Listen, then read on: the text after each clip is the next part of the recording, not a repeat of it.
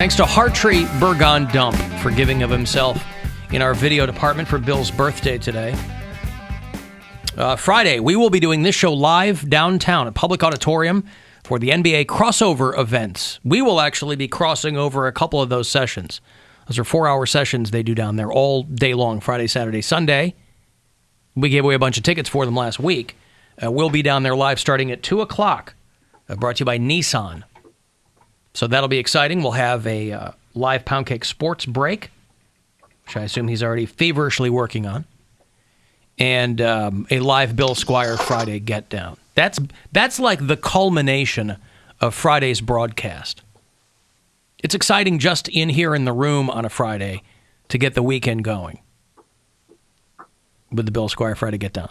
But to have this thing echo mercilessly that's a good way to put it through the expanse there at Public Auditorium, Public Hall, whatever you want to call it. It's where they used to have, if you'd ever gone to the Rock Hall inductions, they had, this was the first year at the Roma Fijo, but up until that they always had them at Public Hall, so we'll be down there on the floor for that. So if you're walking around one of these sessions on Friday afternoon, say hi or sign your signifier up in the air, provided that sign your classifier. Signifier. You're right. It's night and day. Provided that it is a middle finger. Alan, side note, an ASL nickname isn't self-assigned. It's supposed to be given to you. I said it's a characteristic of you.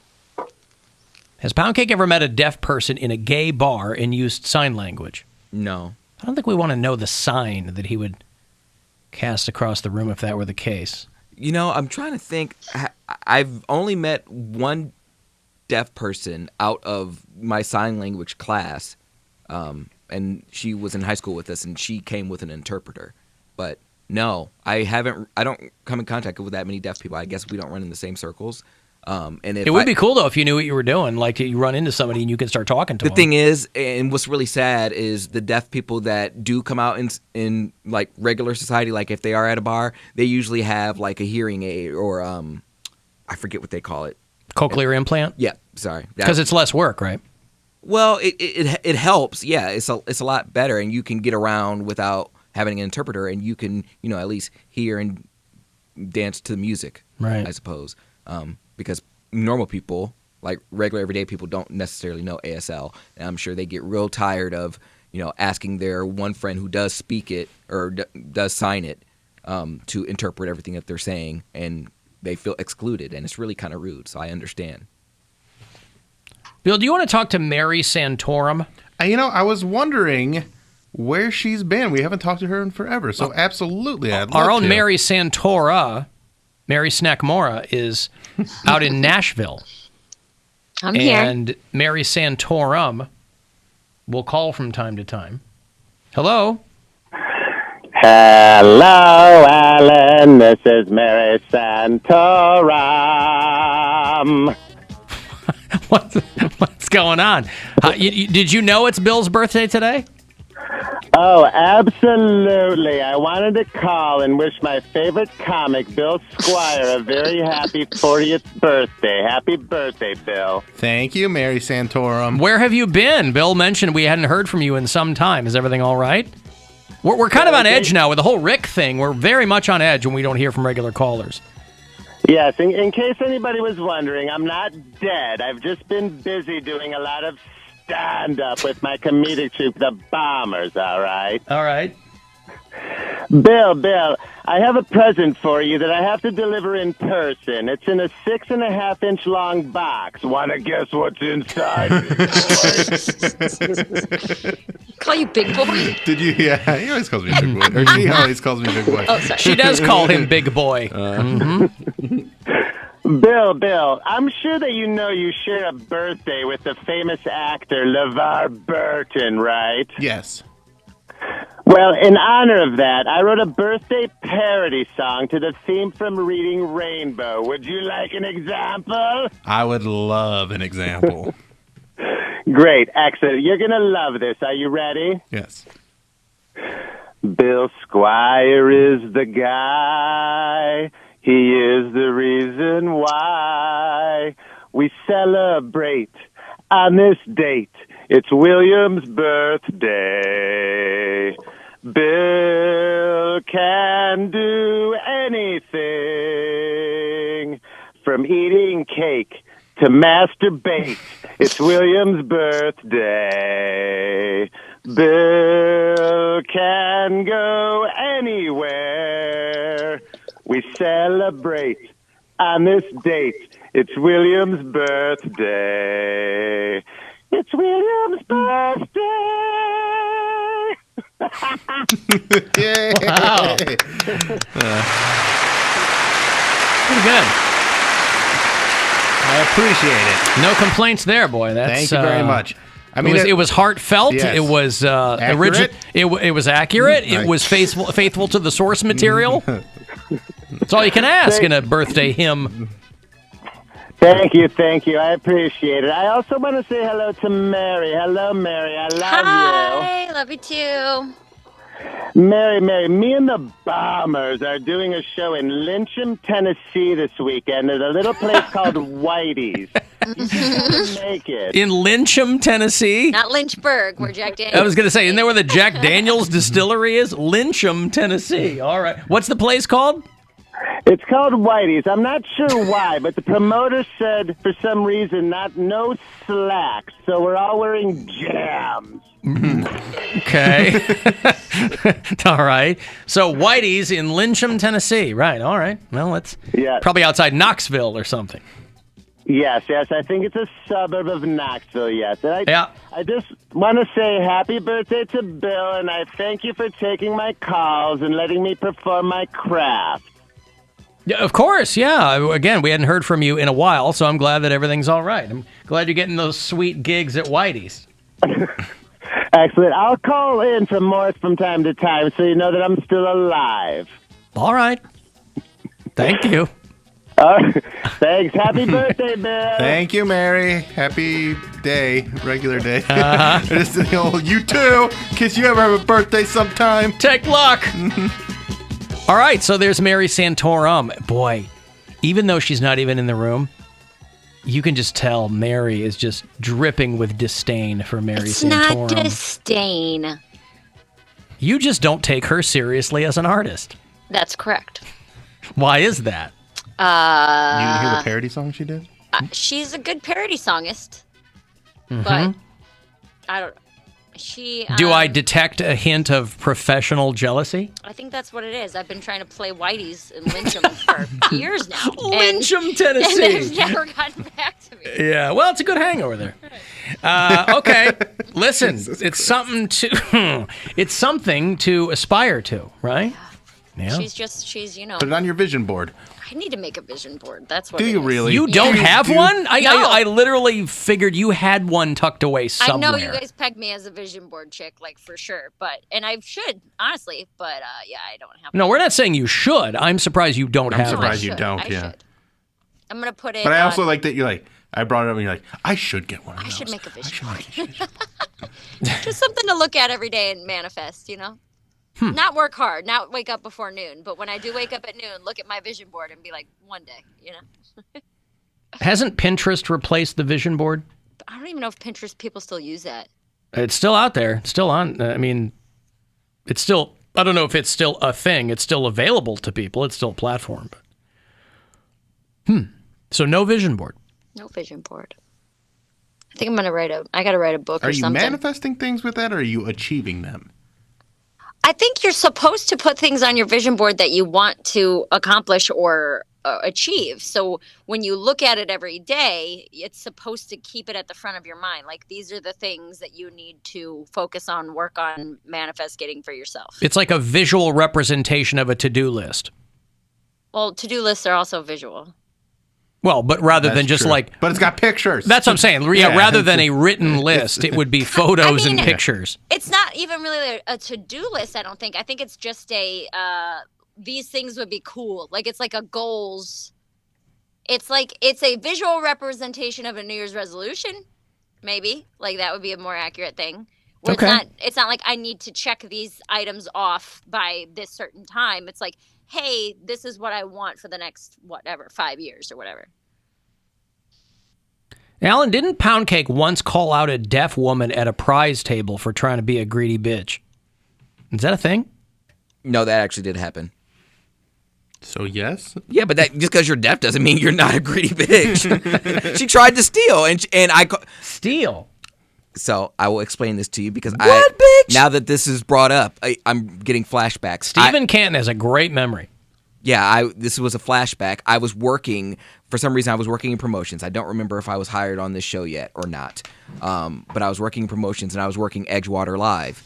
And this lady comes up to me with like a group of her family. And the lady comes up and she spins, she loses. And then the other woman comes up and she doesn't say anything. She just follows her friend and she spins and she wins. And I was like, okay, you take one prize. She did not tell me that she was deaf. And so she takes a prize, and then she looks around more with her one prize, and she takes another. I said, one prize. And she doesn't do anything. No, nobody is telling me that she's deaf. She doesn't have an implant in or anything. She's just, like, ignoring me. So I start to get frustrated. I'm like, ma'am, it's one prize.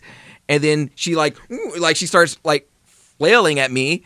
And then she's like, and so... Also, no, continue that. No, she's just like she was like trying. Also, deaf or not, why would she take more than one?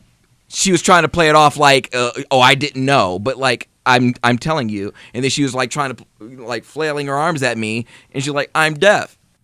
And then I was like, oh, okay. So I signed to her one prize, and she was like, she looked at me. Oh, and, that's beautiful. Her eyes just got all big, and she said, I see. And now I haven't done it in so long. Back then it was still fresh, but she was like, you know, ASL or speaking, something like that.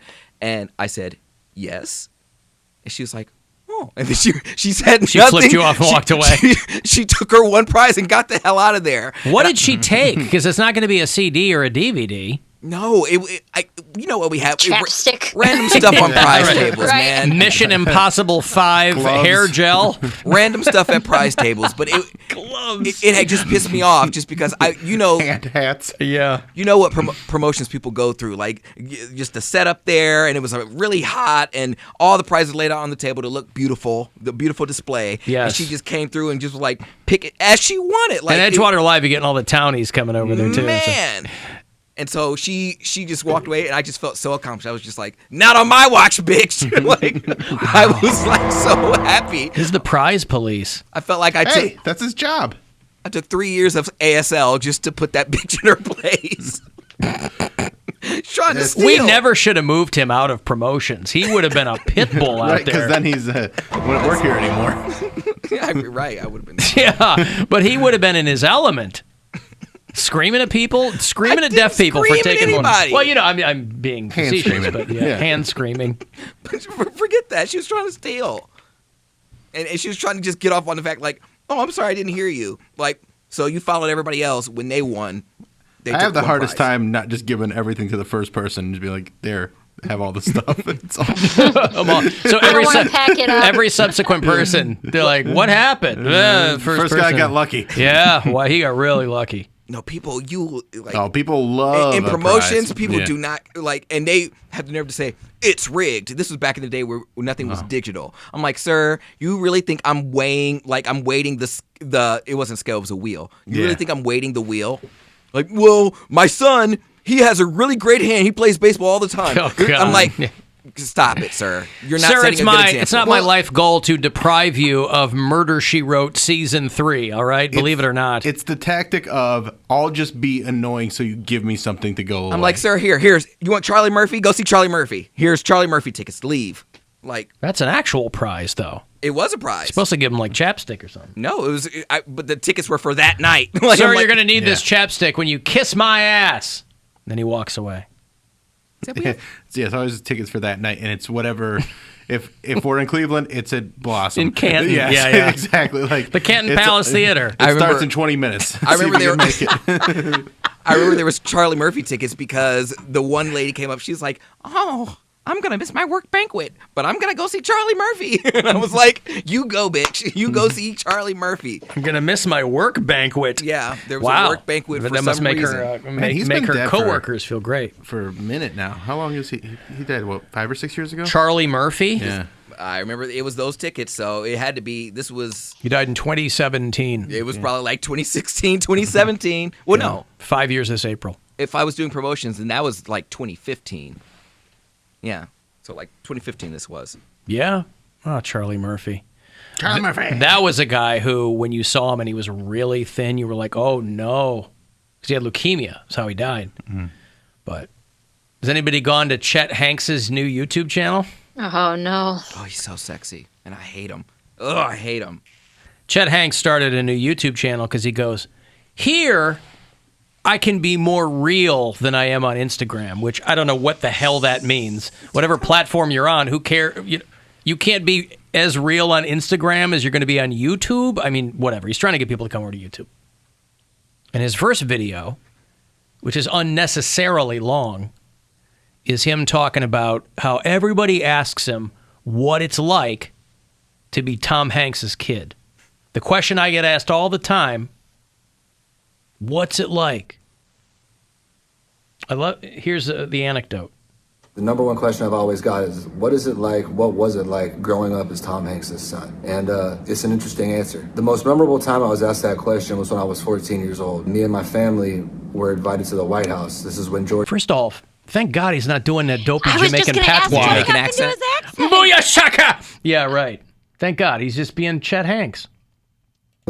Were invited to the White House. This is when George W. Bush was president. When I was introduced to the president, he turned to me and he said, "Hey Chester, what was it like growing up the son of a famous father?" And I was caught off guard because I was only 14. The answer I gave him then is pretty much the same answer I give people now. And I said, "Well, Mr. President, there's a lot of advantages, but sometimes it can be pretty weird." And he said, "Huh, that's a good answer. I think I know a little something about that," because people forget his dad was the president as well, you know? So in depth. You know how people forget that George W. Bush's dad was the president? I like how he goes, I'm going to be real on this. My answer is pretty interesting. It's the same one I had from when I was 14. That's a good answer. It's a good... Do you think George Bush, I can't see him. He does a little bit of answer. George Bush in there. He does a little, you know. My answer is the same as it was, yeah. By the way, this is not the video I want to see. I want to see a video of Tom Hanks explaining what it's like having Chet as his son. It's just him going. Head in hands. Head in hands, yeah. Chet Hanks went to my alma mater. Lori Loughlin goes to jail. Clearly the Hankses had to pull no small amount of strings to get Chester into Northwestern. This guy, he's a dope. He might not be a dope. He could be smart. He probably just puts it off because he knows people will pay attention to him if he. No, I guaranteed that. What? He could have a high IQ in car knowledge. You don't know. Yeah, that's true. What's their car program like there at Northwestern? Their car knowledge program. I wasn't What in the shop automotive like there? school, I'm afraid, Yeah. but no, when he was a freshman, he did a song called White and Purple because those were our school colors. He was taking off the Wiz Khalifa thing because Wiz Khalifa's from Pittsburgh, so he did black and yellow. It's like freshman year, Chet Hanks does White and Purple, but that itself was a ripoff of another dude at school who had done the song. And so Chet's like, his wasn't as popular as mine. What do you want from me? And I don't think he finished, but I'm like, why isn't Tom Hanks in prison? Like Lori Loughlin. So anyway, if you simply cannot get enough Chet Hanks, because it used to be Chet Hayes, H-A-Z-E. That was his rap handle. And he's got a new YouTube channel where he's going to be real. He's going to look you right in the eye. Poundcake's not wrong. He's a good-looking dude. Oh, he's good. And he's not a bad... Parents, yeah. I wish he would be in more things. I would like to see him knock off the Jamaican crap and just act, because when he's in stuff, he's good. He was in the Showtime series called Your Honor with Bryan Cranston, and he was in that, and he was good. They didn't give him a whole lot to do, but what he had to do, he was very believable. So hopefully they put him in more things that don't require him to be like... Because he's always like a gangbanger or something, because I'm sure that's the stuff he wants to project, but who knows? But I want to see Tom Hanks, Rita Wilson, sitting there on a cream-colored couch, explaining what it's like to have him as their son. Yeah, what'd you do to this guy? Curtis Cook has the best tweet about it. God, I love it. It's Tom Hanks makes acting look easy and parenting look Seemed impossible, yeah. Right. That's the perfect distillation of Chet Hanks.